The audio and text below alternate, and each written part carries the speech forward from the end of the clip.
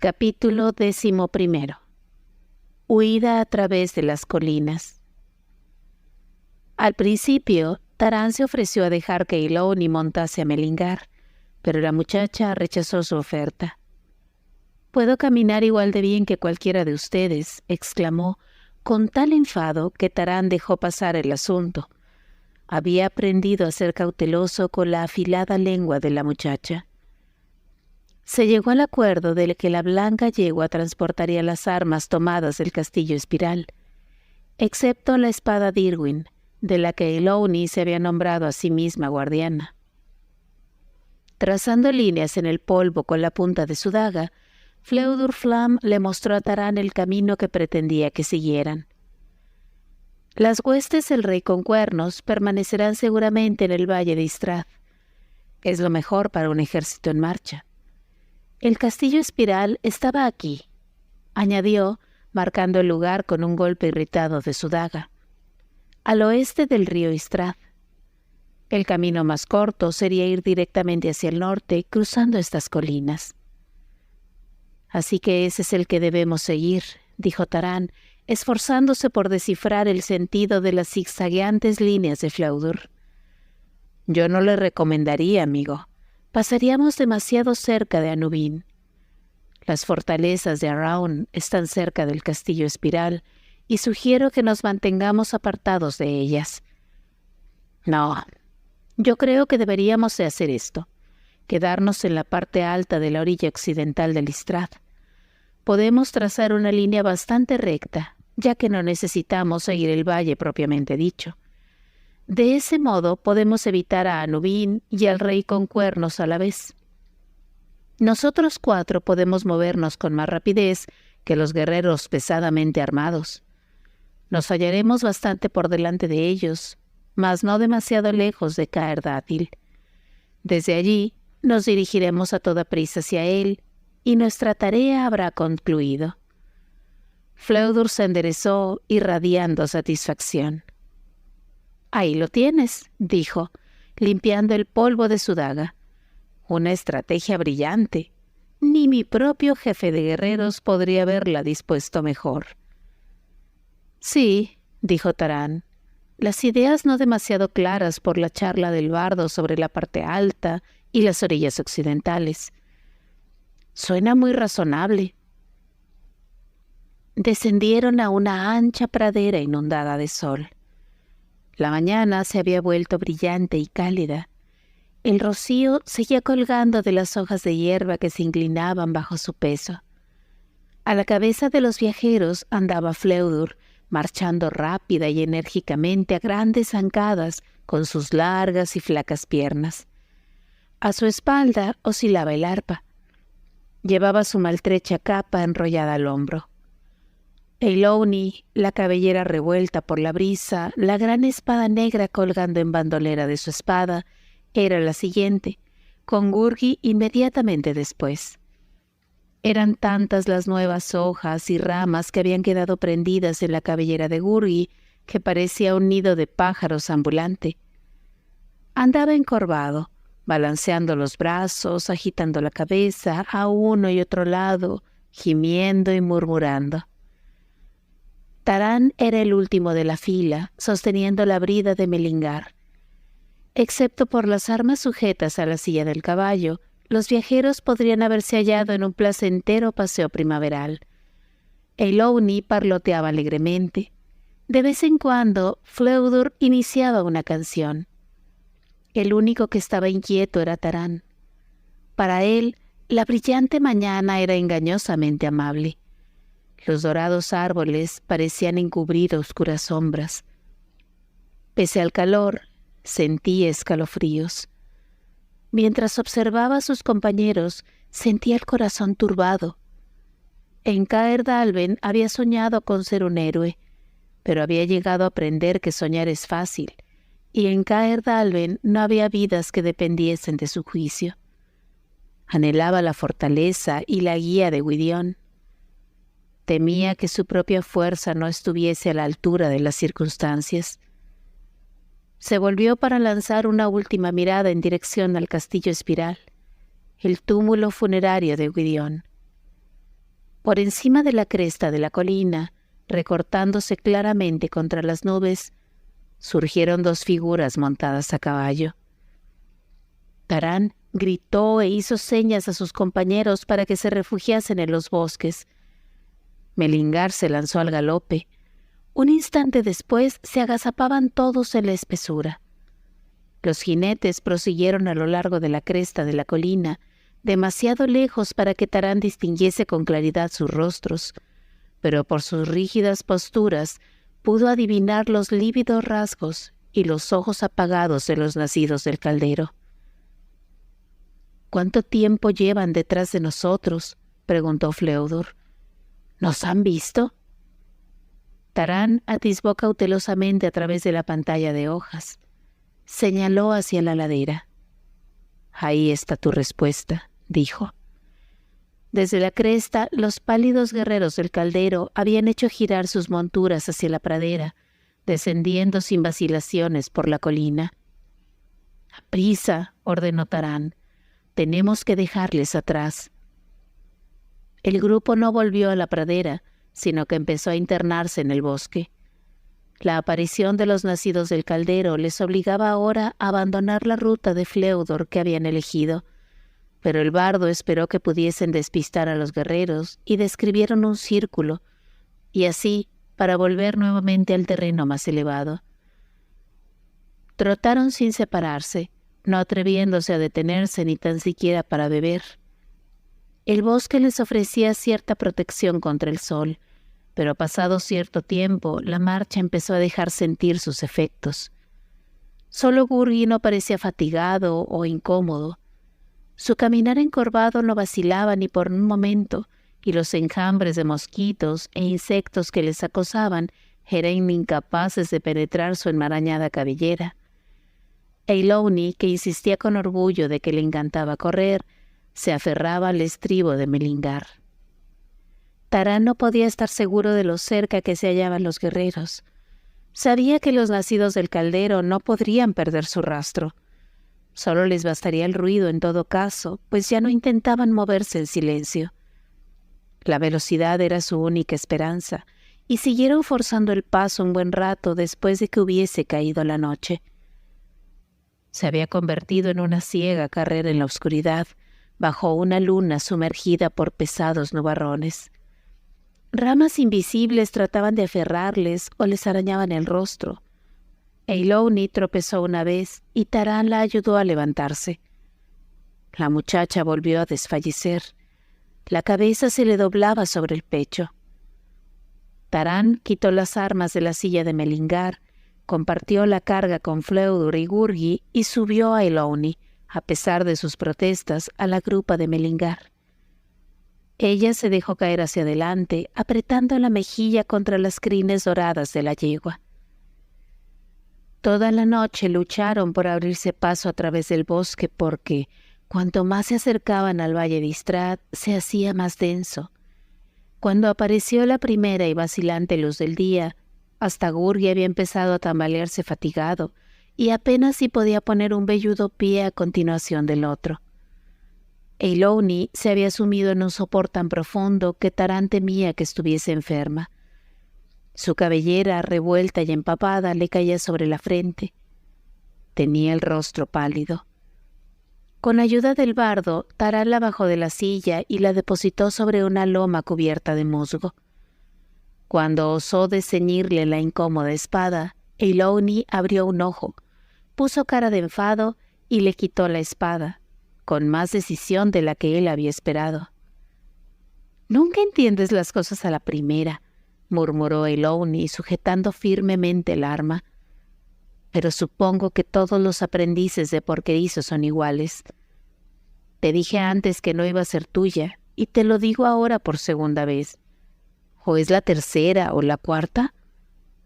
Debo de haber perdido la cuenta». Diciendo esto, rodeó la vaina con los brazos y volvió a dormirse.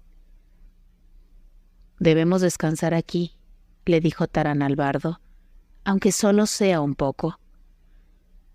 «De acuerdo», gimió Fleudor, que se había tendido cual largo era, con los pies y la nariz apuntando hacia arriba. No me importa quién me atrape. Le daría una bienvenida al mismísimo Around y le preguntaría si lleva algo para desayunar. Puede que los nacidos del caldero hayan perdido nuestro rastro durante la noche, dijo Taran esperanzado, pero sin gran convicción de lo que decía. Me gustaría saber si les hemos dejado muy atrás. De hecho, si es que les hemos dejado atrás. Gurgi se animó un poco.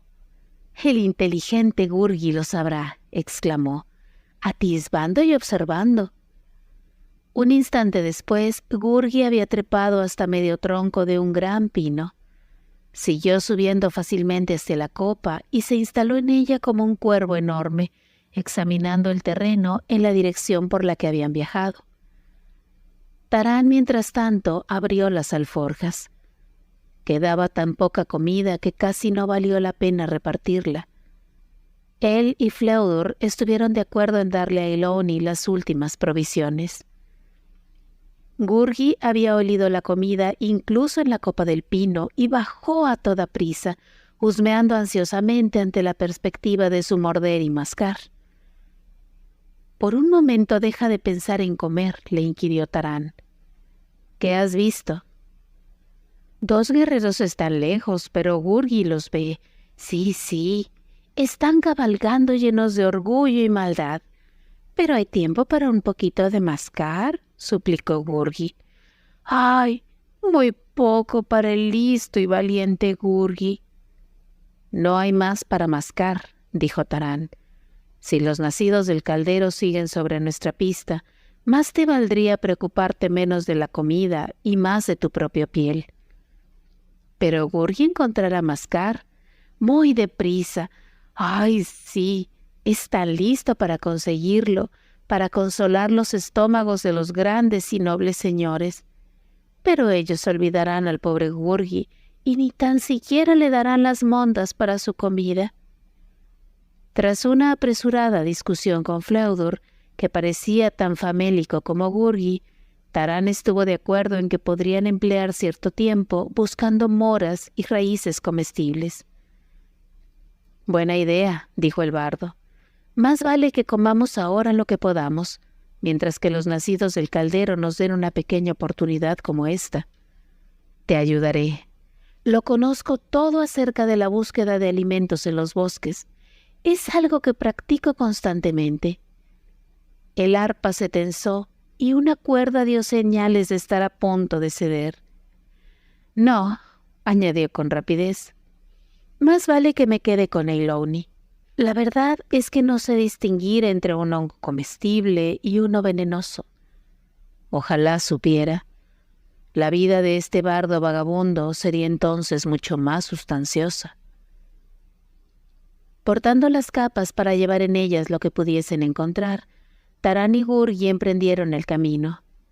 Taran se detuvo en un arroyuelo para llenar el odre de cuero de Gwydion. Mientras tanto, Gurgi, husmeando hambriento, corrió hacia adelante y desapareció entre un macizo de cervales. Taran entonces descubrió setas junto a la orilla del arroyo y se apresuró a recogerlas. Agachado sobre los objetos de su búsqueda, prestó escasa atención a Gurgi hasta que de pronto oyó chillidos angustiados que surgían de entre los árboles. Aferrando sus preciosas setas, Taran caminó presuroso para ver lo que había sucedido y se encontró con Gurgi tendido en mitad de los árboles, retorciéndose y gimoteando con un panal al lado. Al principio, Taran creyó que a Gurgi le habían picado las abejas. Luego vio que el ser se encontraba en un apuro mucho mayor. Mientras Gurgi trepaba en búsqueda de la miel, una rama muerta se había partido bajo su peso. Su pierna retorcida estaba clavada al suelo por la pesada madera que le había caído encima. Taran apartó a un lado la rama. El jadeante Gurgi meneó la cabeza. «La pierna del pobre Gurgi está rota», gimió. «Se acabaron para él los paseos y correteos». Taran se agachó y examinó la herida. La pierna no estaba rota, aunque la torcedura había sido considerable y estaba hinchándose con rapidez. «¡Ay! Ahora la cabeza del pobre Gurgi tendrá que ser cortada, gimoteaba el ser. Hazlo, gran señor, hazlo deprisa. Gurgi cerrará bien fuerte los ojos para no ver los dolorosos tajos. Tarán miró detenidamente a Gurgi. El ser hablaba con la mayor seriedad. En sus ojos había una súplica dirigida a Tarán. Ahora, antes de que lleguen los guerreros silenciosos, Gurgi está mejor muerto bajo tu espada que en sus manos. Gurgi no puede andar. Todos serán muertos con terribles tajos y mordiscos. Es mejor... No, dijo Tarán. No te abandonaremos en el bosque y no te cortarán la cabeza, ni yo ni nadie. Por un momento casi se arrepintió de sus palabras. Sabía que aquel pobre ser tenía razón. La herida haría más lenta la marcha, y Gurgi, como todos ellos, estaría mejor muerto que en poder de Araun. Y con todo esto, Tarán no podía decidirse a blandir su espada sobre él. Tú y Eiloni pueden montar en Melingar, dijo Tarán, ayudando a incorporarse a Gurgi y pasando uno de los velludos brazos del ser por encima de su hombro. Ahora vamos, cada vez un paso, despacio. Tarán estaba exhausto cuando llegaron allí donde estaban Eiloni y el bardo. La muchacha se había recuperado notablemente y parloteaba aún más deprisa que antes. Tarán dividió el panal mientras que Gurgi yacía calladamente sobre la hierba. Las porciones eran lamentablemente pequeñas. Fflewddur llamó a Tarán para hablarle a solas. Tu amigo peludo va a ponernos las cosas más difíciles, dijo bajando la voz. Si Melingar lleva a 2 jinetes, no sé cuánto tiempo podrá aguantar. Eso es cierto, dijo Tarán, pero no veo qué otra cosa podemos hacer. ¿Acaso le abandonarías? ¿Le habrías cortado tú la cabeza? Con toda seguridad, exclamó el bardo, como un relámpago. Un Flam jamás vacila. Los riesgos de la guerra y todo eso. ¡Ay! Maldición y destrucción. Ahí va otra cuerda, y además de las gruesas. Cuando Tarán regresó para disponer las armas que ahora se verían obligados a llevar, le sorprendió encontrar ante su capa una gran hoja de roble en el suelo. Sobre la hoja se encontraba la diminuta porción de panal de Gurgi. «¿Para el gran señor?», murmuró Gurgi. Gurgi no tiene ganas de morder y mascar hoy. Tarán contempló el ansioso rostro de Gurgi. Por primera vez, los dos se miraron y se sonrieron. Tu regalo es generoso, dijo Tarán con amabilidad, pero viajas como uno de nosotros y necesitarás toda tu fuerza. Guarda tu parte, es tuya por derecho y te la has ganado más que sobradamente. Puso la mano suavemente en el hombro de Gurgi. Ahora el olor a mastín mojado no le parecía tan repulsivo. Capítulo 12. Los lobos. Por un tiempo durante el día, Tarán creyó que se habían distanciado de los nacidos del caldero. Pero al caer la tarde, los guerreros aparecieron nuevamente por detrás de una lejana franja de árboles. Recortándose contra el sol poniente, las largas sombras de los jinetes se tendían sobre las estribaciones de la colina, hasta la llanura donde la pequeña tropa seguía avanzando con esfuerzos. Más pronto o más tarde debemos enfrentarnos a ellos, dijo Tarán, secándose la frente. Que sea ahora. No puede haber victoria sobre los nacidos del caldero, pero con suerte podremos detenerles cierto tiempo. Si Eiloni y Gurgi logran escapar, aún queda una oportunidad. Gurgi, cubierto con una capa sobre la silla de Melingar, se puso inmediatamente a dar gritos. «No, no, el fiel Gurgi se queda con el poderoso señor que perdonó su pobre y tierna cabeza. El feliz y agradecido Gurgi luchará también, tajando y rajando». Apreciamos lo que sientes, dijo Fflewddur, pero con esa pierna tuya no estás en condiciones de tajar y rajar a nadie. Yo tampoco voy a correr, repuso Eilonwy. Estoy cansada de correr, de arañarme la cara y romperme la ropa, todo por culpa de esos estúpidos guerreros. Saltó con ligereza de la silla y cogió un arco y un puñado de flechas del fardo de Taran. —Eilonwy, detente —gritó Taran—. Para esos hombres no existe la muerte. No se les puede matar. Aunque le estorbaban la larga espada que colgaba de su espalda, Eilonwy corría más deprisa que Taran. Cuando la alcanzó, ya había subido a un promontorio y estaba tensando el arco. Los nacidos del caldero galopaban a través de la llanura. El sol destellaba en sus espadas desenvainadas. Taran cogió a la muchacha por la cintura y trató de apartarla. Recibió una feroz patada en la espinilla. —¿Siempre tienes que estorbar en todo? —preguntó indignada Eilonwy. Antes de que Taran pudiese intentar cogerla de nuevo, ella sostuvo la flecha ante el sol y murmuró una extraña frase. Puso la flecha en el arco y la disparó hacia los nacidos del caldero. La saeta trazó un arco hacia arriba y casi desapareció entre los brillantes rayos del sol. Taran, boquiabierto, vio cómo la saeta iniciaba su descenso. A medida que la flecha se precipitaba hacia el suelo, largos gallardetes plateados surgieron de sus plumas. En un instante, una enorme telaraña destellaba en el aire, derivando lentamente hacia los jinetes. Fflewddur, que acababa de llegar a la carrera, se detuvo asombrado. —¡Gran Belin! —exclamó. —¿Qué es eso? Parecen los adornos de una fiesta. La red se aposentó con lentitud por encima de los nacidos del caldero, pero los pálidos guerreros no le prestaron atención. Espolearon sus monturas hacia adelante.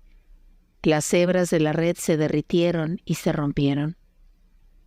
Eilonwy se puso la mano en la boca. —No funcionó —gritó casi llorando. Tal y como lo hace Ashren, se convierte en una gran cosa pegajosa. Ay, todo ha salido mal. Traté de escuchar detrás de la puerta cuando ella practicaba, pero he dejado de hacer algo importante. Dio una patada en el suelo y se volvió. —Llévatela de aquí —le dijo Taran al bardo. Desenvainó su espada y se encaró hacia los nacidos del caldero. Caerían sobre él dentro de unos momentos, pero en el mismo instante en que se preparaba para su ataque, vio cómo los jinetes vacilaban. Los nacidos del caldero tiraron repentinamente de las riendas y luego, sin un gesto, hicieron volver sus monturas y cabalgaron en silencio de regreso a las colinas. —¡Funcionó! —Después de todo, funcionó —gritó el atónito Fflewddur. Eilonwy meneó la cabeza. —No —dijo desanimada—. Algo les hizo alejarse, pero me temo que no fue mi hechizo. Bajó el arco y recogió las flechas que había dejado caer. —Creo que sé lo que fue —dijo Taran—. Están volviendo con Araun. Gwydion me contó que no pueden permanecer mucho tiempo lejos de Anubin. Su poder debe de haber estado agotándose desde que dejamos el castillo espiral, y justamente aquí han llegado al límite de sus fuerzas. Espero que no les quede la suficiente para regresar a Anubin, dijo Eilonwy. Espero que se caigan a trozos o se encojan como murciélagos. Dudo que les ocurra eso, dijo Taran, observando a los jinetes que desaparecían lentamente por detrás del risco. Deben saber cuánto tiempo pueden quedarse y lo lejos que pueden ir, y tener fuerza aún para volver junto a su amo. Contempló con admiración a Eilonwy. No importa, se han ido, y esa fue una de las cosas más asombrosas que jamás he visto. Gwydion tenía una malla de hierbas que empezó a arder, pero nunca me había encontrado con nadie más que pudiera hacer una red como esa. Eiloney le miró sorprendida.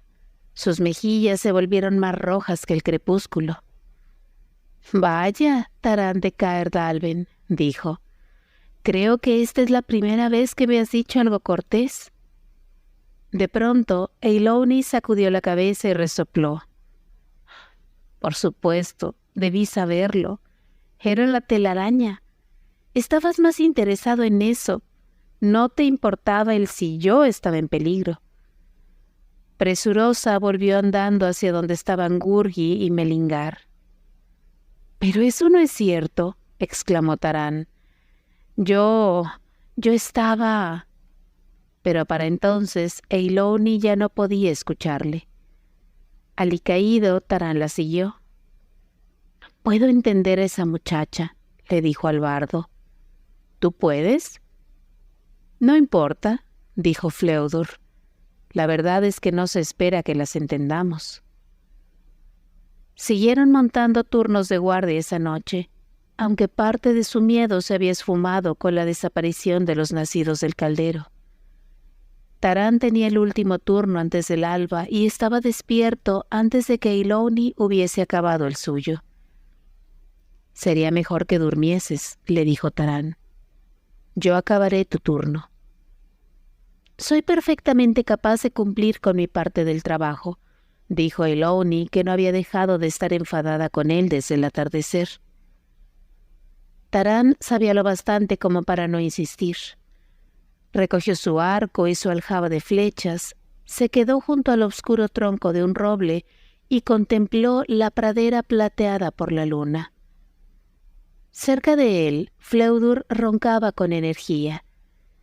Gurgi, cuya pierna no había dado señales de mejoría, se agitaba inquieto y gimoteaba en sueños. «¿Sabes?», empezó a decir Taran, azorado y vacilante. «Esa telaraña... No quiero oír nada más sobre ella», replicó Eiloney. «No, lo que quería decir es que estaba realmente preocupado por ti, pero la telaraña me sorprendió tanto que olvidé mencionarlo. Fue muy valiente por tu parte enfrentarte a los guerreros del caldero. Solo quería decirte eso». «Pues has esperado bastante para decírmelo», dijo Eiloney con un tono de satisfacción en la voz. «Pero supongo que los aprendices de porquerizo tienden a ser más lentos de lo que uno esperaría. Probablemente eso es debido al tipo de trabajo que hacen. No me entiendas mal, pero creo que es tremendamente importante. Solo que es la clase de trabajo en el que no hace falta ser demasiado despabilado». «Al principio», prosiguió Taran, «creí que sería capaz de llegar yo solo a Caerdátil. Ahora veo que sin ayuda ni siquiera habría llegado hasta aquí. El destino es bueno por haberme traído tan valientes compañeros». «Ya lo has hecho otra vez», gritó Eiloney con tal pasión que Fleodur se atragantó a mitad de uno de sus ronquidos. «¿Eso es todo lo que te importa? Alguien que te ayude a llevar lanzas y espadas o lo que sea. Podría ser cualquiera, y tú estarías igual de contento. Taran de Caerdalben, no pienso hablarte nunca más». «En casa nunca pasaba nada», dijo Taran, hablando para sí mismo, pues Eiloney ya se había tapado la cabeza con una capa y fingía dormir. «Ahora pasa de todo, pero parece que nunca consigo que acabe bien». Con un suspiro preparó su arco e inició su turno de guardia. La luz del día tardó en llegar. Por la mañana Taran vio que la pierna de Gurgi estaba mucho peor y abandonó el campamento para buscar plantas medicinales en el bosque, alegrándose de que Kol le hubiese enseñado las propiedades de las hierbas. Hizo un emplasto y lo puso en la herida de Gurgi. Fleodur, entretanto, había empezado a trazar nuevos mapas con su daga. Los guerreros del caldero, explicó el bardo, les habían obligado a internarse demasiado profundamente en el valle de Istrad. Volver a su ruta original les costaría al menos 2 días de duro viaje. «Ya que hemos llegado tan lejos», prosiguió Fleodur, «bien podríamos cruzar el Istrad y seguir a lo largo de las colinas, escondiéndonos del rey con cuernos. Estaremos solo a unos cuantos días de Caer Dátil, y si mantenemos una buena marcha, deberíamos llegar allí a tiempo. Tarán estuvo de acuerdo con el nuevo plan. Se dio cuenta de que sería más difícil, pero pensó que Melingar podría seguir transportando al infortunado Gurgi, mientras que sus compañeros se repartiesen el peso de las armas. Eilonwy, habiendo olvidado que no hablaba con Tarán, insistió de nuevo en caminar. Tras un día de marcha, alcanzaron las orillas del Istrad. Tarán se adelantó cautelosamente. Observando el amplio valle, vio una nube de polvo en movimiento. Cuando se apresuró a volver e informó de esto a Fflewddur, éste le dio una palmada en el hombro. «Vamos por delante de ellos», dijo. «Son excelentes noticias. Temía que estuviesen mucho más cerca de nosotros y habríamos tenido que esperar hasta la noche para cruzar el Istrad. Nos hemos ahorrado medio día. Apresurémonos ahora y estaremos en las estribaciones de las montañas del Águila antes de la puesta del sol». Sosteniendo su preciada arpa por encima de su cabeza, Fflewddur se metió en el río y los demás le siguieron. En aquel lugar el Istrad se estrechaba, llegando apenas por encima de la cintura de Eilonwy, y vadearon el río sin grandes dificultades. Con todo, emergieron empapados y con frío, y el sol poniente ni les secó ni les calentó. Dejando atrás el Istrad, treparon por laderas más empinadas y rocosas que cualquiera de las que hubieran recorrido antes. Puede que fuese solo su imaginación, pero la atmósfera que rodeaba al castillo espiral le había parecido a Tarán pesada y opresiva. Al acercarse a las montañas del Águila, Tarán sintió que su carga se hacía más ligera al inhalar el aroma seco y picante del pino. Había planeado proseguir la marcha durante la mayor parte de la noche, pero el estado de Gurgi había empeorado, obligando a Tarán a ordenar un alto. A pesar de las hierbas, la pierna de Gurgi estaba muy hinchada y temblaba de fiebre. Tenía un aspecto triste y enflaquecido. La sugerencia de morder y mascar era incapaz de animarle. Incluso Melingar parecía preocupada. Mientras Gurgi yacía con los ojos medio cerrados, los labios apergaminados pegados a los dientes, la yegua blanca le rozó delicadamente con el hocico, relinchando y resoplando ansiosamente, como si intentase consolarle lo mejor que pudiese. Tarán se arriesgó a encender un pequeño fuego. Él y Fflewddur tendieron a Gurgi junto a él. Mientras que Eilonwy sostenía la cabeza de la enferma criatura y le daba a beber un poco del odre, Tarán y el bardo se apartaron un poco y hablaron quedamente entre ellos. «He hecho todo lo que sé», dijo Tarán. «Si queda algo más, se encuentra más allá de mis capacidades». Apenado meneó la cabeza. «Hoy ha empeorado mucho y queda tan poco de él que creo que podríamos sostenerle con una mano». «Caer Dátil no está lejos», dijo Fflewddur, «pero me temo que quizá nuestro amigo no viva para verlo». Esa noche los lobos aullaron en la oscuridad más allá del fuego. Los lobos les acompañaron durante todo el día siguiente, a veces en silencio, a veces ladrándose el uno al otro como si se hiciesen señales. Permanecieron siempre fuera del alcance del arco, pero Tarán distinguió las flacas y grises figuras que se escurrían entre el ralo arbolado. «Mientras no se acerquen más», le dijo al bardo, «no tenemos que preocuparnos por ellos». «Oh, no nos atacarán», respondió Fflewddur, «por lo menos no ahora. Pueden ser irritantemente pacientes si saben que alguien está herido». Miró con ansiedad a Gurgi. «Para ellos es solo cuestión de esperar». «Bueno, debo decir que sabes cómo animarnos», señaló Eilonwy. «Oyéndote, parece que solo debemos esperar a que nos ataquen». «Si atacan, les rechazaremos», dijo con calma Tarán. Gurgi estaba dispuesto a dar su vida por nosotros. Yo no puedo hacer menos por él. Por encima de todo, no debemos dejar que nuestros corazones flaqueen tan cerca del fin de nuestro viaje. El corazón de un Flam jamás flaquea, gritó el bardo. Vengan lobos o lo que sea. Sin embargo, la inquietud fue apoderándose de todos ellos a medida que las grises figuras continuaron siguiéndoles, y Melingar, dócil y obediente hasta entonces, se volvió asustadiza. La yegua de doradas crines agitaba la cabeza y se le desorbitaban los ojos cada vez que intentaban hacerla avanzar. Para empeorar las cosas, Fflewddur declaró que el avance a través de las colinas era demasiado lento. «Si vamos más hacia el este», dijo el bardo, «nos toparemos con algunas montañas realmente altas.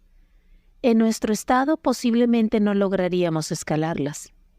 Pero aquí estamos prácticamente encerrados entre muros. Cada camino nos hace girar en círculo. Esos riscos», prosiguió señalando hacia la masa rocosa que se alzaba a su izquierda, «son demasiado escarpados para rebasarlos. Pensé que encontraríamos un paso antes». «Bien, así están las cosas. Lo único que podemos hacer es seguir dirigiéndonos hacia el norte». «Los lobos no parecen tener problemas para encontrar su camino», dijo Eilonwy. «Mi querida muchacha», dijo en respuesta al bardo con cierta indignación, «si fuese capaz de correr a 4 patas y oler mi comida a 1 milla de distancia, dudo que yo tampoco fuese a tener dificultades». «Ah, me encantaría ver cómo probabas», dijo Eilonwy con una risita. «Tenemos algo que puede correr sobre 4 patas», dijo de pronto Taran. «¿Melingar? Si alguien puede encontrar el camino a Caerdátil es ella». El bardo chasqueó los dedos. «Eso es», exclamó. «Todos los caballos conocen el camino de regreso a su casa. Vale la pena intentarlo, y no podemos estar peor de lo que estamos ahora». «Para ser un aprendiz de porquerizo», le dijo Eilonwy a Taran, «se te ocurren ideas interesantes de vez en cuando». Cuando de nuevo emprendieron la marcha, Taran soltó las riendas y dejó que Melingar encabezase el grupo. Con el semi-inconsciente Gurgi atado a la silla, la yegua blanca avanzó con un trote rápido y decidido. A media tarde, Melingar descubrió un paso que Fflewddur tuvo que admitir que se le habría pasado por alto. Mientras el día tocaba a su fin, Melingar les condujo rápidamente a través de rocosos desfiladeros hasta la cima de riscos escarpados. Pero apenas si podían seguir el paso de la yegua. Cuando se metió en una prolongada garganta, Taran la perdió de vista por un instante y se lanzó hacia adelante a tiempo de distinguir cómo la yegua rodeaba un saliente de piedra blanca. Llamando al bardo y a Eilonwy para que le siguiesen a toda prisa, Taran corrió hacia adelante. Pero de pronto se detuvo. A su izquierda, en lo alto de una cornisa de roca, se agazapaba un enorme lobo de ojos dorados y colgante lengua roja.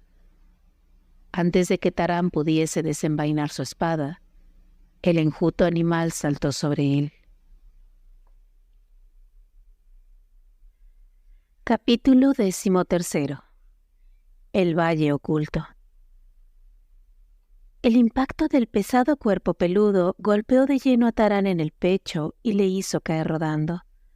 Al caer distinguió fugazmente a Fflewddur. También el bardo había caído al suelo bajo las zarpas de otro lobo. Eilonwy seguía en pie, un tercer animal agazapado ante ella. La mano de Taran voló hacia su espada. El lobo gris le aferró el brazo. Con todo, los dientes del animal no se hundieron en su carne, pero mantuvieron inmóvil su cuerpo. De pronto, una enorme figura encapuchada apareció al extremo de la garganta. Melingar se encontraba detrás de ella. El hombre alzó el brazo y pronunció una orden. De inmediato, el lobo que retenía a Taran aflojó las mandíbulas y se apartó, tan obediente como un perro. El hombre se acercó a Tarán, quien se puso en pie con cierta dificultad. «Nos has salvado la vida», empezó a decir Tarán. «Te estamos agradecidos». El hombre habló de nuevo dirigiéndose a los lobos y los animales le rodearon, gañendo y meneando la cola. Era una figura de extraño aspecto, corpulento y musculoso, con el vigor de un viejo pero robusto árbol. Su blanca cabellera le llegaba hasta debajo de los hombros y la barba hasta la cintura. Alrededor de la frente llevaba una delgada banda de oro con una solitaria joya azul engastada en ella. Sus vidas jamás estuvieron en peligro a causa de estas criaturas, dijo con una voz profunda y austera, aunque sin carecer de bondad. Pero deben abandonar este lugar. No es morada para la raza de los hombres. «Nos perdimos», dijo Tarán. «Estábamos siguiendo a nuestro caballo». «¿Melingar?» El hombre volvió sus agudos ojos verdes hacia Tarán. Centelleaban bajo su profundo entrecejo como la escarcha en un valle. «¿Melingar me trajo a 4 de ustedes?» Entendí que el joven Gurgi estaba solo. «Si son amigos de Melingar, no importa». «Es Melingar, ¿verdad? Se parece tanto a su madre, y son tantos que no siempre consigo acordarme de sus nombres». «Sé quién eres», exclamó Tarán. «Eres Medwin». «¿Lo soy ahora?», preguntó el hombre con una sonrisa que llenó su rostro de arrugas. «Sí, me han llamado Medwin, pero ¿cómo sabes tú eso?» «Yo soy Tarán de Caer Dalben. Gwydion, el príncipe de Don, era mi compañero y me habló de ti antes de su muerte. Viajaba hacia Caer Dáthil, tal y como lo estamos haciendo ahora nosotros. Nunca esperé encontrarte». «Estabas en lo cierto», respondió Medwin. «No podrías haberme encontrado. Solo los animales conocen mi valle. Melingar te condujo hasta aquí». «¿Tarán, dices? ¿De Caer Dalben?» Se llevó su mano enorme a la frente. «Déjame ver. Sí, estoy seguro de que hay visitantes de Caer Dalben». El corazón de Tarán dio un brinco. «¿Es Henwen?», gritó. Medwin le dirigió una mirada de sorpresa. «¿Estabas buscándola? Vaya, eso sí que es curioso». «No, no está aquí». «Pero había pensado...» «Hablaremos de Henwen más tarde», dijo Medwin. «Como ya sabes, tu amigo está malherido. Vamos, haré lo mejor que pueda por él». Les hizo un gesto para que le siguieran. Los lobos caminaron en silencio detrás de Tarán, Eilonwy y el bardo. Medwin tomó a Gurgi de la silla de Melingar que les esperaba al extremo de la garganta, levantando al pequeño ser como si no pesase más que una ardilla. Gurgi se quedó totalmente inmóvil entre los brazos de Medwin. El grupo descendió por un angosto sendero. Medwin iba hacia adelante, tan lento y poderoso como un árbol que hubiese echado a andar. El anciano llevaba los pies descalzos, pero los guijarros y las afiladas piedras no le molestaban. El sendero describió una brusca curva y luego volvió a girar. Medwin cruzó una hendidura en la piedra desnuda del acantilado, y lo siguiente que supo Tarán fue que habían emergido a un valle verde lleno de sol. Montañas aparentemente infranqueables se alzaban por todos lados. Aquí el aire era más suave y carecía del aguijón del viento. La hierba, jugosa y abundante, se extendía ante él. Entre los macizos de árboles había pequeñas viviendas blancas, semejantes a las de Caer Dalben. Al verlas, Tarán sintió que le invadía una sensación de añoranza. Recortándose contra la ladera, detrás de las casitas, vio lo que en un principio parecían hileras de tocones cubiertos de musgo. Al examinarlos con más atención, para su sorpresa resultaron ser más parecidos a las cuadernas y maderos de un gran navío, largamente desgastados por el tiempo. La tierra los cubría casi por completo. La hierba y las flores de la pradera habían crecido sobre ellos para irlos borrando cada vez más y convertirlos en parte de la misma montaña. «Debo reconocer que el anciano está bien escondido aquí», murmuró Fleudor. «Jamás podría haber encontrado el camino de entrada, y dudo mucho de que pudiese encontrar el de salida». Tarán asintió. El valle era el más hermoso que jamás había visto. El ganado pacía apaciblemente en la pradera. Cerca de los árboles, un pequeño lago reflejaba el cielo en 1000 destellos blancos y azules. El brillante plumaje de los pájaros parecía relampaguear entre los árboles. Mientras andaba por entre el exuberante verdor del césped, Tarán sintió que el cansancio abandonaba su dolorido cuerpo. «¡Un cervatillo!», exclamó Eilonwy con deleite. Un cervatillo moteado y de largas patas emergió detrás de las casitas, husmeó el aire y trotó rápidamente hacia Medwin. La grácil criatura no hizo caso de los lobos y empezó a retozar alegremente junto al anciano. El animal se apartaba con timidez de los extraños, pero su curiosidad pronto pudo más que él y no tardó en frotar su hocico con la mano de Eilonwy.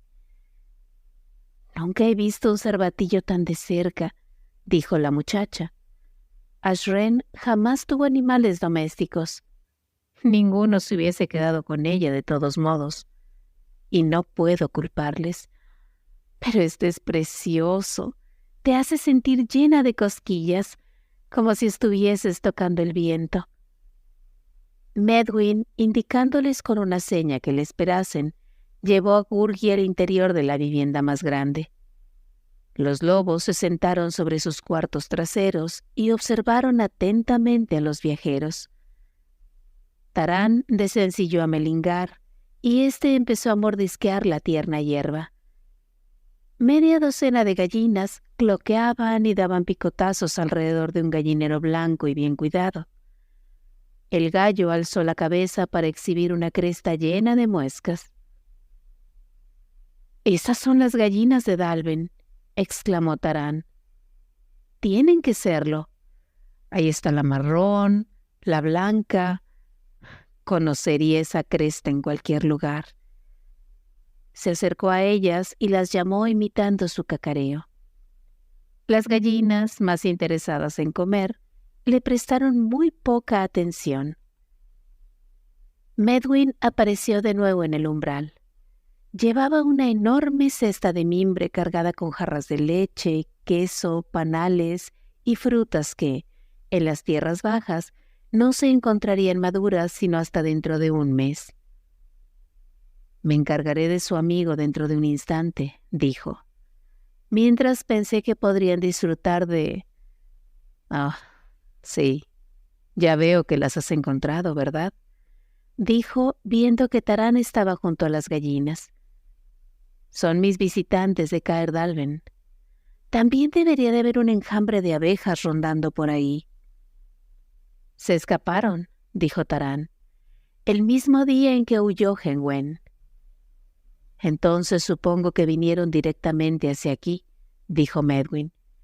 «Las gallinas estaban medio muertas de miedo. No pude sacarles nada en claro». «Ah, sí, se acostumbraron muy deprisa, pero, por supuesto, para entonces ya habían olvidado lo que las hizo echarse a volar. Ya sabes cómo son las gallinas, imaginando que el mundo se va a terminar dentro de un momento y al siguiente picoteando el maíz. Regresarán volando cuando estén listas. No temas. Aunque es una desgracia que, de momento, Dalben y Cole se hayan quedado desprovistos de huevos». «Les diría que entraran», prosiguió Medwin, pero el desorden es tal en estos momentos. Tuve osos desayunando conmigo, y ya podrán imaginarse cómo están las cosas. Por lo tanto, debo pedirles que cuiden de ustedes mismos. Si quieren descansar, hay paja en los establos. No debería resultarles demasiado incómodo. Los viajeros no malgastaron el tiempo y se sirvieron ellos mismos de las provisiones de Medwin, así como en la búsqueda de los establos. El dulce aroma de la paja llenaba todo el achaparrado edificio. Se hicieron nidos en el heno, poniendo al descubierto uno de los invitados al desayuno de Medwin, hecho una bola y profundamente dormido. Fflewddur, intranquilo al principio, se convenció finalmente de que al oso no le apetecían los bardos y no tardó en quedarse dormido. Eilonwy se quedó rendida a mitad de una de sus frases. Pero Taran no sentía deseos de descansar. El valle de Medwin le había refrescado más que toda una noche de sueño reparador. Así que salió del establo y echó a andar por la pradera. En el extremo más alejado del lago, las nutrias habían construido un tobogán y estaban divirtiéndose deslizándose por él. Al acercarse Taran, se detuvieron un instante, alzando las cabezas para mirarle, como lamentando que fuese incapaz de unirse a ellas, y volvieron a su juego. Un pez hendió las aguas con su centelleo de escamas plateadas. Las ondulaciones se fueron ensanchando suavemente, hasta que la última de ellas lamió la orilla. Taran vio que Medwin tenía jardines de flores y huertos detrás de la casa. Para su sorpresa, Taran se encontró anhelando trabajar con Cole en su propio huerto. Quitar los hierbajos y trabajar con la azada que tanto había despreciado en Caerdalben le parecían ahora, al pensar en su viaje pasado y en el que aún le quedaba por hacer, tareas infinitamente agradables. Tomó asiento junto al lago y miró hacia las colinas. Con el sol descansando por encima de los picos, el esqueleto de madera del gran barco destacaba nítidamente contra el promontorio que casi lo envolvía. Tuvo poca oportunidad de estudiarlo, pues Medwin apareció cruzando con decisión el campo. Tras él trotaba el cervatillo y los 3 lobos le seguían. Con su túnica marrón y su blanca cabellera, Medwin parecía tan ancho y sólido como una montaña coronada de nieves. «Gurgi está más cómodo de lo que estaba», dijo el anciano con su profunda voz. El cervatillo bailoteaba en la orilla del lago y Medwin tomó asiento pesadamente inclinando su enorme cabeza hacia Taran, mientras añadía: «Se recuperará bien. Ya no hay peligro. Al menos no mientras estén aquí». «He pensado mucho en Gurgi», dijo Taran contemplando con franqueza los ojos grises del anciano. Le explicó la razón de su viaje y los acontecimientos que llevaron al accidente de Gurgi. Medwin le escuchó con atención, la cabeza inclinada hacia un costado, pensativo, en tanto que Taran le narraba cómo Gurgi había estado dispuesto a sacrificar su propia vida antes de poner en peligro la de los demás. «Al principio no le aprecié demasiado», admitió Taran. «Ahora he empezado a quererle, a pesar de todas sus quejas y gimoteos».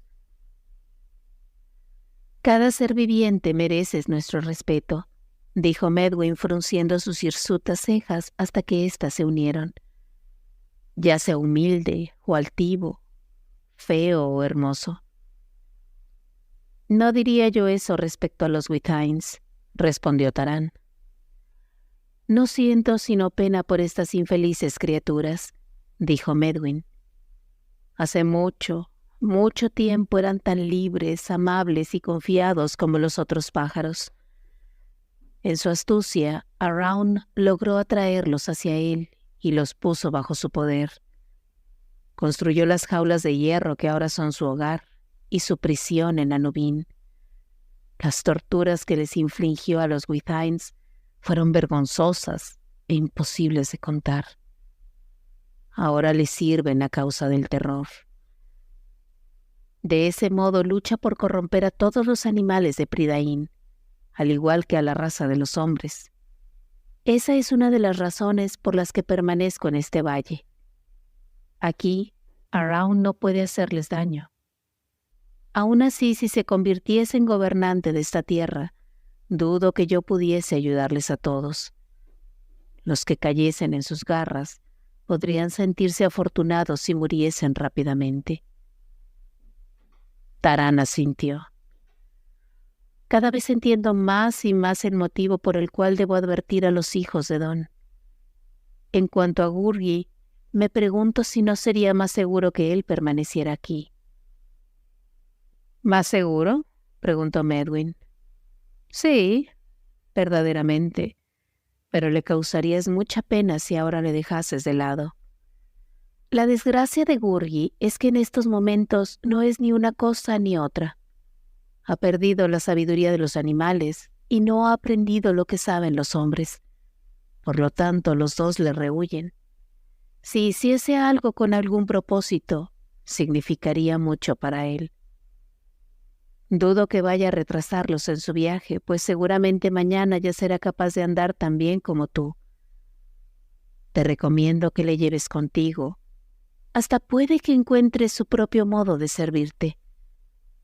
No rehúses a prestar ayuda cuando sea necesaria, prosiguió Medwin, y tampoco rehúses aceptarla cuando se te ofrezca. Withir, hijo de Grendel, aprendió eso de una hormiga lisiada, ya sabes. ¿Una hormiga lisiada? Taran meneó la cabeza.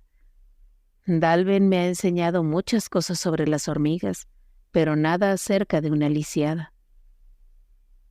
Es una larga historia, dijo Medwin, y puede que en otro momento la escuches entera.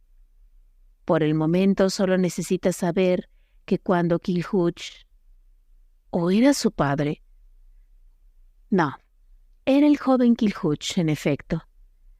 Cuando el joven Kilhuch pidió la mano de la hermosa Olwen, su padre, Ispadaden, le impuso cierto número de tareas. En esos tiempos, él era el jefe de los gigantes. Cuáles eran las tareas no nos concierne ahora, excepto por el hecho de que eran prácticamente imposibles, y Kilhuch no habría podido llevarlas a cabo sin la ayuda de sus compañeros. Una de las tareas era reunir 9 fanegas de semilla de lino, aunque apenas se había tal cantidad en todo el país. Withir, hijo de Grendel, por el amor que sentía hacia su amigo, emprendió tal tarea. Cuando iba andando por las colinas preguntándose cómo podría llevarla a cabo, oyó un lamento lleno de dolor que procedía de un hormiguero. Habían prendido un fuego a su alrededor, y las hormigas corrían peligro de morir. Withir. Sí, estoy prácticamente seguro de que era Withir. Desenvainó su espada y apagó el fuego con ella. En gratitud, las hormigas recorrieron cada campo hasta haber reunido las 9 fanegas. Mas el jefe de los gigantes, que era una persona de lo más arisca y desagradable, pretendió que la medida no estaba completa. Faltaba una semilla de lino, y debía de ser entregada antes del anochecer. Withir no tenía ni idea de dónde podía encontrar la última semilla de lino, pero, al final, justo cuando el sol había empezado a ocultarse, se le acercó una pequeña hormiga que cojeaba, llevando una pesada carga. Era la semilla de lino, y así estuvo completa la medida. He estudiado la raza de los hombres, prosiguió Medwin. He visto que en solitario el hombre es tan débil como las frágiles cañas que crecen junto a un lago. Deben aprender a valerse por ustedes mismos. Eso es cierto, pero también deben aprender a ayudarse el uno al otro. ¿Acaso no son todos hormigas lisiadas? Taran se quedó callado. Medwin metió la mano en el lago y removió las aguas. un instante después, de ella emergió un venerable salmón. Medwin acarició las fauces del enorme pez. —¿Qué lugar es este? —preguntó al fin Tarán, la voz casi un murmullo. —¿Eres realmente Medwin? Hablas de la raza de los hombres como si no fueses uno de ellos. Este es un lugar de paz —dijo Medwin—, y por lo tanto no es adecuado para los hombres, al menos no todavía. Hasta que lo sea, yo guardo este valle para los seres de los bosques y las aguas. Cuando se encuentran en peligro mortal acuden a mí, si tienen la fuerza de hacerlo, o cuando sienten dolor o pena. ¿Acaso no crees que los animales conocen la pena, el miedo y el dolor? El mundo de los hombres no es fácil para ellos.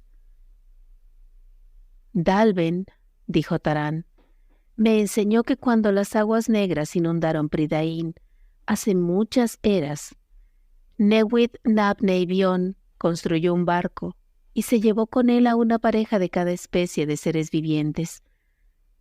Las aguas terminaron por retirarse y el barco quedó varado. Nadie sabe dónde. Pero los animales que volvieron al mundo, sanos y salvos, los recordaron siempre y sus crías nunca lo han olvidado. Y aquí, dijo Tarán señalando hacia la colina, veo un barco, muy alejado de las aguas. Gwydion te llamó Medwin, pero yo me pregunto si... Soy Medwin, respondió el hombre de la barba blanca, en todo lo que pueda importarte mi nombre. Ahora, deja de preocuparte por eso. Todo lo que me preocupa es Henwen. ¿Entonces no la has visto? Medwin meneó la cabeza. Lo que el señor Gwydion dijo es cierto.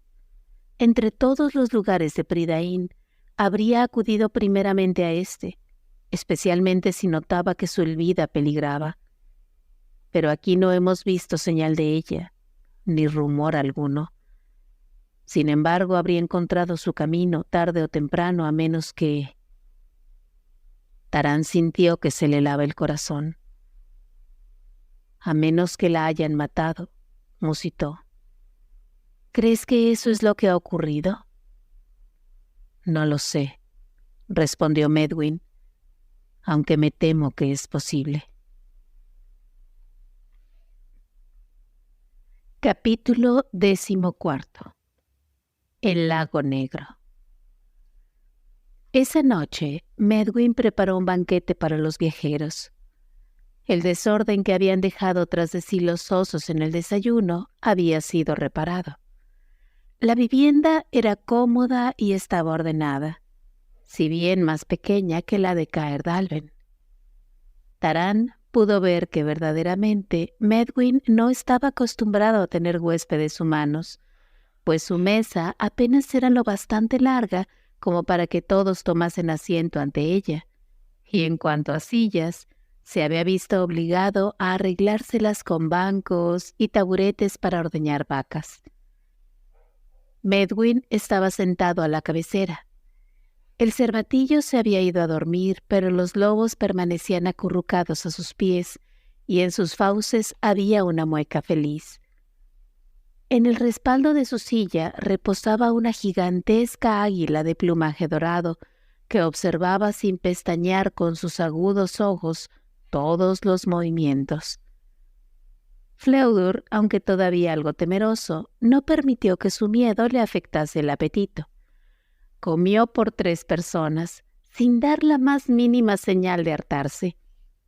Pero cuando pidió otra ración de venado, Medwin lanzó una risotada y le explicó al asombrado Fflewddur que no se trataba de carne, sino de vegetales preparados según una receta propia. «Naturalmente que se trata de vegetales», le dijo Eilonwy al bardo. «¿Esperabas acaso que cocinase a sus propios invitados? Eso sería como decirle a alguien que viniese a cenar y asarle luego. Realmente creo que los bardos son tan lerdos como los aprendices de porquerizo. Ninguno de los dos parece pensar demasiado. A pesar de que agradecía mucho la comida y la oportunidad de reposar, Tarán guardó silencio durante todo el festín y permaneció silencioso al retirarse a descansar sobre su lecho de paja. Nunca hasta el momento había imaginado que Hen-Wen pudiese no estar viva.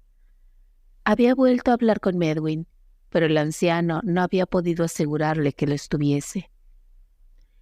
Incapaz de dormir, Tarán salió del establo y se quedó mirando el cielo. Las estrellas brillaban con un resplandor blanco azulado en la atmósfera despejada, más cercanas de lo que jamás las había visto. Intentó apartar sus pensamientos de Hen-Wen. Llegar a Caer Dátil era la tarea que había emprendido y, por sí misma, ya iba a hacerlo bastante difícil. Un búho pasó volando por encima de su cabeza, silencioso como un soplo de cenizas. La sombra que surgió a su lado sin un solo ruido era Medwin. ¿No duermes?, preguntó Medwin. Una noche sin reposo es un mal modo de empezar un viaje. Se trata de un viaje que tengo muchos deseos de acabar, dijo Tarán. A veces temo que no volveré a ver Caer Dalben. No se le ha concedido a los hombres el poder de ver el fin de sus viajes, respondió Medwin. Es posible que no vuelvas jamás a los lugares que te son queridos, pero ¿qué puede importar eso si lo que debes hacer está aquí y ahora? Creo, dijo Tarán anhelante, que si supiese que no iba a ver nunca más mi propio hogar, me sentiría feliz permaneciendo en este valle. Tu corazón es joven y aún a medio hacer, dijo Medwin. Con todo, si leo bien en él, eres de los pocos a los que daría la bienvenida aquí. Ciertamente que puedes quedarte si así eliges hacerlo. Seguramente que puedes confiarle tu misión a tus amigos. No, dijo Tarán tras una larga pausa. Me la he impuesto por propia elección. Si es así, respondió Medwin, entonces también puedes abandonarla por propia elección. Y de todo el valle le pareció a Tarán que llegaban a él voces instándole a que se quedase. Los árboles le hablaban en un susurro de reposo y paz. El lago de la luz del sol centelleando en sus profundidades y de la alegría de las nutrias entregadas a sus juegos. Se dio la vuelta. No, dijo rápidamente. Tomé mi decisión mucho antes de todo esto. Entonces, le contestó amablemente Medwin, que así sea. Tocó la frente de Tarán con la mano. Te concedo todo lo que tú me permites concederte. Una noche de reposo. Duerme bien. Nada recordó Tarán de su vuelta al establo o de quedarse dormido, pero se levantó bañado por la luz de la mañana, lleno de un nuevo frescor y de fortaleza. Eiloney y el bardo habían terminado ya su desayuno, y Tarán se alegró mucho al ver que Gurgi estaba con ellos. Al acercarse Tarán, Gurgi lanzó un chillido de alegría y dio varias animadas volteretas. ¡Oh, alegría! —exclamó. ¡Oh, sí! Gurgi está listo de nuevo para caminar y acechar, y de nuevo para buscar y espiar. Los grandes señores han sido buenos con el feliz y alegre Gurgi. Tarán notó que Medwin no solo había curado la pierna de la criatura, sino que también le había dado un baño y un buen cepillado. Gurgi parecía llevar encima solo la mitad de hojas y ramitas que de costumbre. Además, al ensillar a Melingar, Tarán se encontró con que Medwin había llenado las alforjas de comida, incluyendo en ellas capas bien gruesas para todos ellos. El anciano llamó a los viajeros para que se reuniesen a su alrededor y tomó asiento en el suelo. Los ejércitos del rey con cuernos se encuentran ahora a un día de marcha por delante de ustedes, dijo. Pero si siguen los senderos que voy a revelarles y se mueven con rapidez, pueden recuperar el tiempo que han perdido. Incluso es posible que lleguen a caer Dátil un día y puede que 2 antes que ellos. Sin embargo, les advierto que los caminos de la montaña no son fáciles. Si lo prefieren, les llevaré a un sendero que les conducirá de nuevo al valle de Istrad. Entonces estaríamos siguiendo al rey con cuernos, dijo Tarán. Habría menos oportunidad de alcanzarle y también mucho peligro. No piensen que las montañas no son peligrosas, dijo Medwin, aunque se trate de un peligro de una naturaleza distinta. Un flam se crece ante el peligro, gritó el bardo. Ya sean las montañas o las huestes del rey con cuernos, nada temo. No, no mucho. Al menos, se apresuró a decir. Nos arriesgaremos con las montañas, dijo Tarán. Por una vez, le interrumpió Eilonwy, has decidido lo correcto. Es seguro que las montañas no van a arrojarnos lanzas, no importa lo peligrosas que sean. Realmente creo que estás mejorando.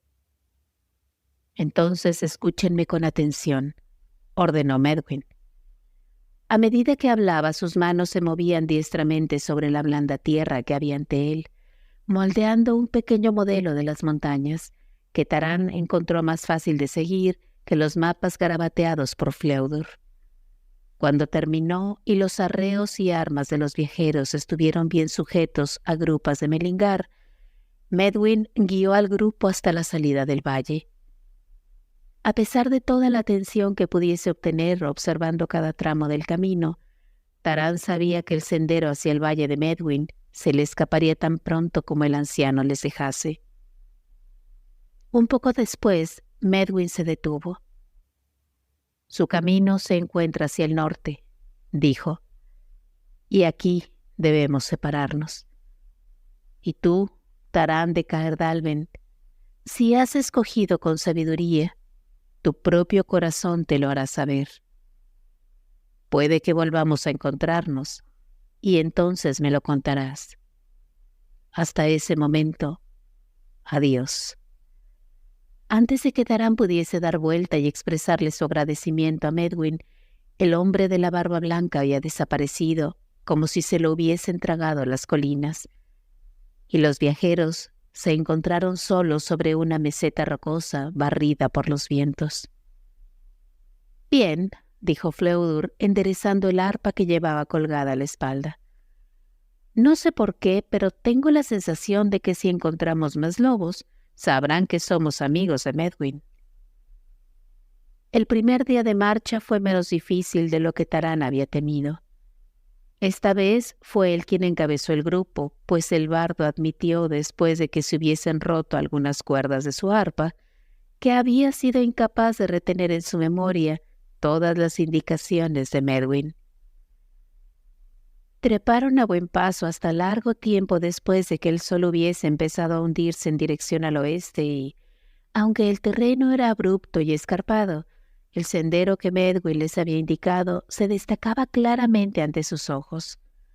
Arroyuelos de montaña, de aguas frías y limpias, formaban líneas ondulantes de plata brillante, al bajar danzando por las laderas hacia las lejanas tierras del valle.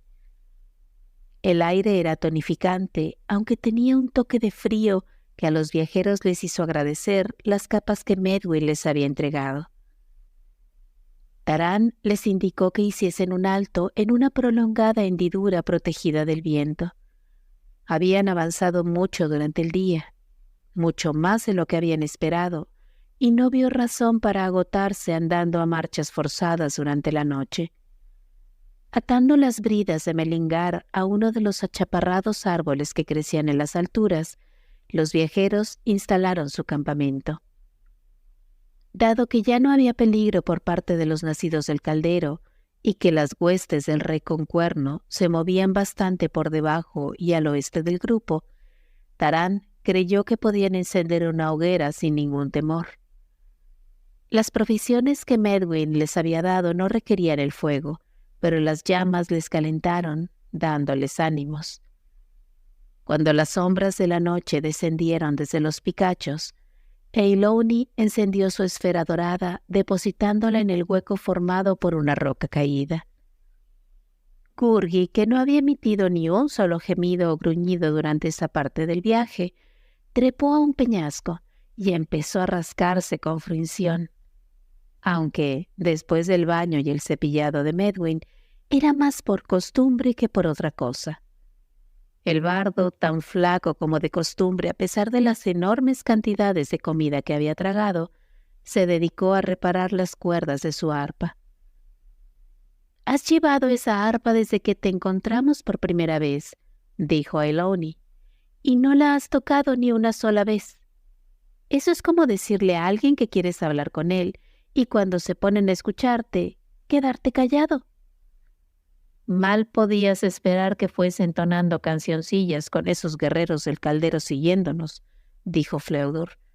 «No me parecía apropiado, pero un Flam está siempre dispuesto a complacer, así que si realmente tienes ganas de oírme tocar», añadió, pareciendo a la vez encantado y turbado. Acunó el instrumento con uno de sus brazos y, casi antes de que sus dedos tocasen las cuerdas, una delicada melodía, tan hermosa como la misma curvatura del arpa, se alzó de ella como una voz que cantase sin palabras. Para los oídos de Taran, la melodía tenía sus propias palabras, entretejiendo una hebra esbelta y flexible entre las notas que se alzaban en ella. El hogar, cantaban, y más allá de las propias palabras, de un modo tan fugaz que le era imposible estar seguro de ello, se encontraban los campos y huertos de Caerdalben, las doradas tardes del otoño y las crujientes mañanas invernales con la rosada luz del sol sobre la nieve. El arpa se quedó silenciosa. Fleudor seguía sentado con la cabeza muy cerca de las cuerdas, una curiosa expresión en su flaco rostro. «Bueno, eso fue toda una sorpresa», dijo finalmente el bardo. «Había planeado algo más animado, el tipo de cosas que siempre le encanta a mi jefe de guerreros para darnos un poco de coraje. Ya me entienden». La verdad es que, admitió con un leve desánimo en la voz, que no sé en realidad lo que voy a tocar nunca. Mis dedos se mueven, pero a veces pienso que el arpa toca por sí sola. Quizá, continuó Fleudor, por eso creyó Taliesin que estaba haciéndome un favor cuando me la entregó. Porque cuando fui hasta el Consejo de los Bardos para mi examen, tenía un viejo trasto que se había quedado olvidado por un trovador y apenas si pude hacer más que tararear algunas canciones. Sin embargo, un Flam jamás le examina los dientes a un caballo regalado, o, como debería decir en este caso, un arpa. «Era una melodía triste», dijo Eiloney, «pero lo extraño es que la tristeza no te importa. Es como sentirse mejor después de haber llorado un buen rato. Me hizo pensar de nuevo en el mar, aunque no he estado allí desde que era una niña muy pequeña».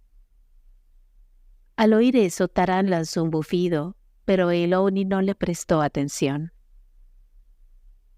Las olas rompían en los acantilados, convirtiéndose en remolinos de espuma, y a lo lejos, hasta allá donde alcanza la vista, estaban las crestas blancas, los caballos blancos de Lir, así los llaman, pero en realidad no son más que olas esperando su turno de acercarse a la costa. «Qué extraño», dijo el bardo. «Personalmente yo pensaba en mi castillo. Es pequeño y está lleno de corrientes de aire, pero me gustaría verlo de nuevo. Una persona puede hartarse de vagabundear, ya saben. Me hizo pensar en que incluso podría volver a establecerme en un sitio, y tratar de ser un rey respetable. Caer Dalben está más cerca de mi corazón, dijo Taran. Cuando me marché nunca había pensado demasiado en él. Ahora pienso mucho. Gurgi, que había estado escuchando en silencio, lanzó un prolongado aullido. Sí, pronto los grandes guerreros estarán en sus salones, todos vestidos de negro, contando sus historias con risas y chanzas. Y entonces, para el pobre Gurgi, estará de nuevo solo en el bosque temible, para tender su tierna cabeza entre ronquidos y bufidos.